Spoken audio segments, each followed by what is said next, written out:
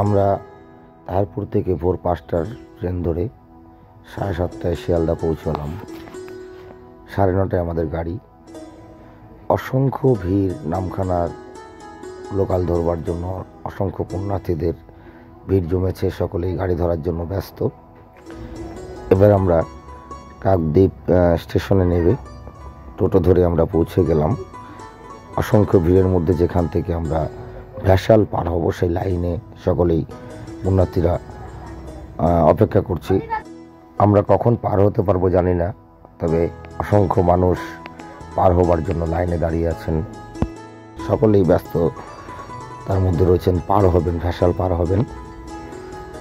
দেখতে পাচ্ছেন অনেক মানুষ, তবে খুব কষ্ট যাবার সময়, আসার সময় যে কষ্টটা। এরপর দীর্ঘক্ষণ অপেক্ষা করতে করতে যখন এই ভিডিওটা যখন করি তখন রাত প্রায় 2টো বাজে। তখন অনেকটা আমরা ঘাটের দিকে অগ্রসর হয়েছি, অনেকটা পৌঁছে গেছি। আরও অনেকটা অপেক্ষার মধ্যে আমাদের থাকতে হবে, কখন আমরা সেই ঘাটে পৌঁছাবো, ভ্যাসাল পার হব। চারিদিকে আলোকসজ্জা সজ্জিত হয়েছে, চারিদিকে অসংখ্য আলোর ব্যবস্থা করেছে। এবার আমরা ঘাট পার হয়ে বাস ধরবো, সেই উদ্দেশ্যে আমরা রওনা দিয়েছি। কিন্তু ভ্যাসালের মধ্যে, লঞ্চের মধ্যে কোনো রকম ভিডিও করার সুযোগ আমরা পাইনি। আমরা সকলেই ব্যস্ততার মধ্যে রয়েছি, একটু একটু করে এগিয়ে চলেছি বাস ধরবার উদ্দেশ্যে। অনেক পুণ্যার্থীরা এর মধ্যে ফিরে আসছেন ঘরে ফেরার পথে। আমরা ওখান থেকে বাস ধরে বাস স্ট্যান্ডের থেকে কপিলমুনির মন্দিরে আমরা পৌঁছবো। আমরা বাস স্ট্যান্ডে পৌঁছে গেলাম, বাসে আমরা সবাই প্রবেশ করেছি। ওখান থেকে বাসের 35 টাকা করে ভাড়া নেয় মন্দিরে পৌঁছতে, সাগরে পৌঁছতে। তো আমরা বাসে করে রওনা দিয়েছি। আমরা পৌঁছে গেলাম ভোরে, তখন 6টা বাজে। সরাসরি আমরা সাগর দর্শন করছি। অনেক পুণ্যার্থীরা সকালে স্নান সারলেন, খুব সুন্দর লাগছে। হালকা কুয়াশার মধ্য দিয়ে অনেক পুণ্যার্থীরা স্নান করছেন। রাতের দিকে অনেকটা স্নান সকলে সেরে নিয়েছেন, তখন ভিড়টা বেশি ছিল।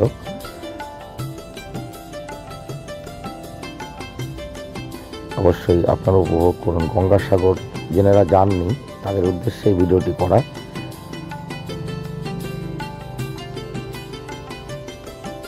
মেলার মধ্যে ভীষণভাবে ব্যবস্থা রয়েছে।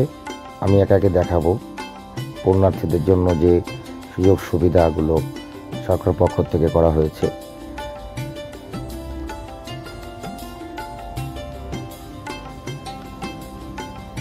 খুব সুন্দর একটি ভিউ। এরপর আমরা পৌঁছে গেলাম আমাদের একটু বিশ্রামের জন্য একটি শিবিরে পৌঁছলাম। এখানে ছোট ছোট করে ঘর করা আছে, হোগলা পাতা বলে ওটাকে, হোগলা পাতা দিয়ে। সেখানে আমরা একটি ঘর নিলাম। 300 টাকা করে বলেছিল, সেখানে ভালোবাসার খাতিরে ঘর পেলাম। আমরা 200 টাকা দিয়ে ঘর নিয়েছি। এখানে আমরা বিশ্রাম করলাম। অনেকটা সময় বিশ্রাম নিয়ে এবার আমরা বের হয়ে যাব স্নানের উদ্দেশ্যে। আমরা স্নানের উদ্দেশ্যে বের হয়েছি। আমরা গঙ্গাসাগর স্নানে যাচ্ছি। সঙ্গে ভাই বিপ্লব রয়েছে, আরও সঙ্গে অনেকেই ছিলেন, তারা একটু আগে বেরিয়ে গেছে। এবার দেখাবো যেতে যেতে কিছু মেলার দৃশ্য।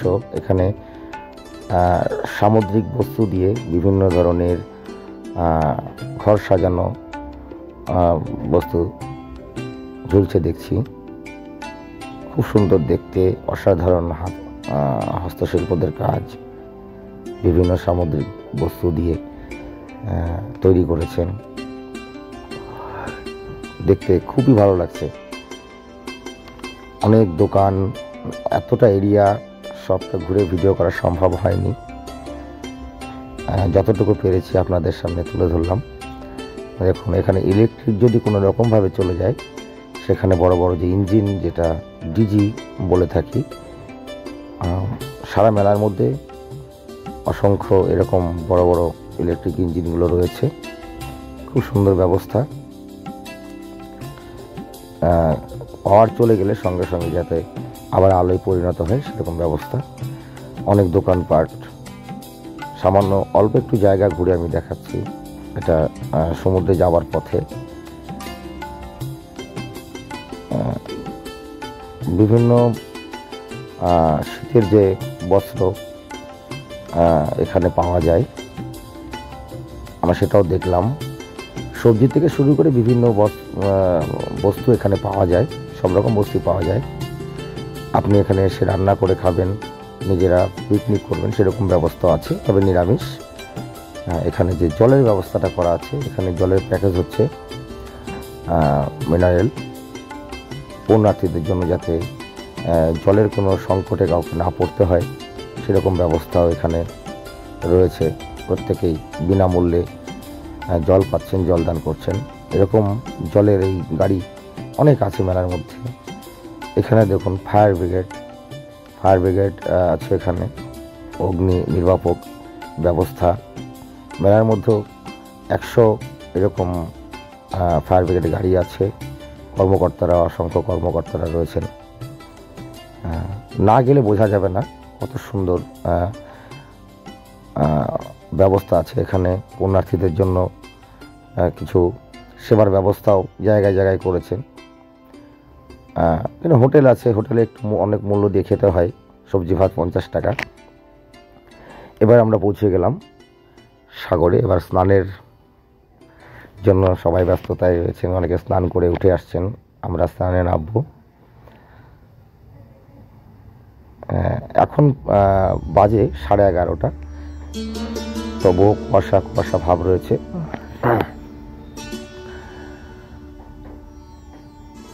আমরা দেখছি সমুদ্রের সেই ধারে যে দৃশ্যটা। এখানে কড়া নিরাপত্তায় পুলিশ কর্মীরা রয়েছেন, রয়েছে স্পিড বোর্ড। যদি কোনো রকম দুর্ঘটনা ঘটে তার জন্য ব্যবস্থা রয়েছেন, টহল দিচ্ছে। সমুদ্রের কিছুটা দূরে দেখা যাচ্ছে, দেখবেন ডুবুরি আছে এখানে। এবার স্নানে একটু আনন্দ করছি জলের মধ্যে। এটা একটু পাগলামি হয়ে গেল আমার, জানি না আপনাদের কেমন লাগবে। আনন্দ পাচ্ছি। আমি গঙ্গাসাগরের আগে কয়বার গেছি, আমি অনুষ্ঠানে সাগরে স্নানে গেছি, কিন্তু এই মেলা উপলক্ষে এবার প্রথম আমি এই মেলায় গেলাম। তবে যাওয়া আসার মধ্যে যাওয়াটাই খুব কষ্ট, আসাটা কষ্ট আছে তবে কম, যাওয়ার সময় কষ্টটা একটু বেশি। আমরা মন্দিরের দিকে রওনা হবে এবার। তার আগে একটু সাধু দর্শন, সাধু বাবা সাধু মা, তাদের দর্শন পেলাম। তবে এটা কিন্তু একটা অবিশ্বাস্য ব্যাপার।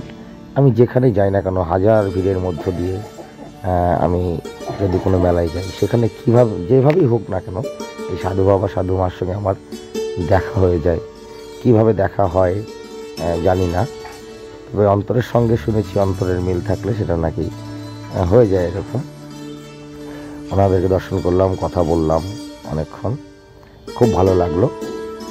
এবার মন্দিরের উদ্দেশ্যে আমরা রওনা দিয়েছি। এখানে পুজোর ডালা সাজিয়ে রেখেছে, এখান থেকে ডালা সংগ্রহ করে মন্দিরের উদ্দেশ্যে আমরা রওনা দিয়েছি। এবার অসংখ্য পুণ্যার্থীদের ভিড় মন্দিরের সামনেটা দেখায় একটু ঘুরিয়ে। বাঁশের ব্যারিকেড করা রয়েছে যাতে পুজো মণ্ডপে মন্দিরে যাবার পথে কোনো রকম বাধাবিঘ্ন না আসে। এবার আমরা কপিলমুনির যে মূর্তি আমরা দর্শন করছি। অসংখ্য ভিড়ের মধ্যে ভিডিও করা খুবই কঠিন ব্যাপার। এই সেই কপিলমুনি মন্দির। এখানে আমরা পুজো সেরে আমরা ঘরের দিকে আবার রওনা দিয়েছি। আমরা যেখানে ছিলাম, তো যাওয়ার পথে আমরা দর্শন করলাম যে নাগা সাধু দর্শন করলাম। অনেক সাধু এখানে দূর দূরান্ত থেকে এসেছে।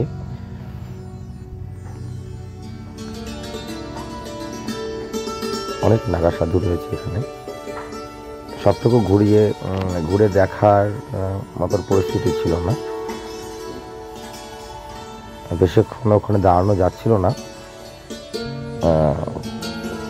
সকলেই যাতে দর্শন করতে পারে সেই হিসাবে আর কি আমাদের তাড়াতাড়ি ভিডিও করে ওখান থেকে বেরোতে হয়েছে।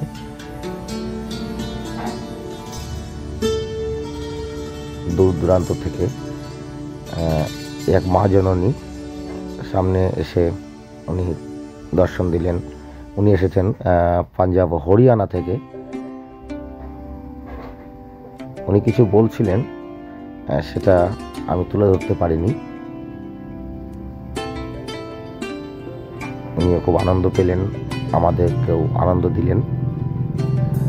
এই ভিডিওটা যদি শেয়ারের মাধ্যমে ওনার কাছে পৌঁছায় খুব আনন্দও পাবেন।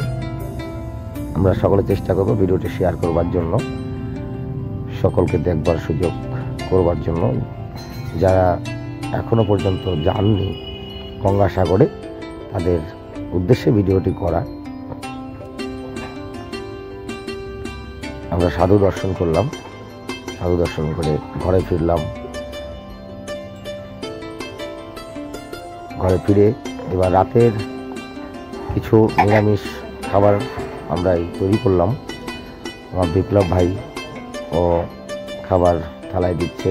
নিরামিষ 4-5 রকমের সেদ্ধ মুগ ডাল খেলাম। সকালবেলায় আমরা ঘুম থেকে উঠে ঠিক 7টা নাগাদ আমরা বেরিয়ে পড়লাম আমাদের ঘরের উদ্দেশ্যে। নামখানা ঘাটে ভেসাল পার হয়ে আমরা ওপারে যাব। তার মধ্যে একটু মাছ ধরার দৃশ্য আমরা দেখলাম। মাছ ধরছেন একজন খ্যাপলা জাল দিয়ে।